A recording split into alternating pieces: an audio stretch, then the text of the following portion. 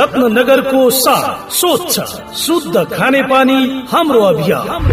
रत्ननगर खानेपानी तथा सरसफाई उपभोक्ता संस्थाको आसन्न यही वैशाख 20 गते हुने निर्वाचनमा रासोपाको समर्थनमा पुराना दलहरूको गठबन्धन विरुद्ध नन्दु केशरी खनाल समूह चुनाव चिन्ह केराको समूहका उम्मेद्वार उपाध्यक्षमा प्रहलाद ठाकुर, सचिवका उम्मेद्वार टेकनाथ प्रसाई, कोषाध्यक्षका उम्मेद्वार जयन्ती राणा भाट, सदस्यका उम्मेद्वारहरू बद्री प्रसाद सुवेदी, टंक प्रसाद भट्ट, मित्रराज पाठक, रेणुका खनाल र संगीता बस्ताकोटी साथै लेखा समिति संयोजकमा पुण्य प्रसाद देवकोटा, लेखा सदस्यहरू तिलक पौडेल र कल्पना अर्याललाई मतदान गरी अत्याधिक मतले विजयी गराऊ।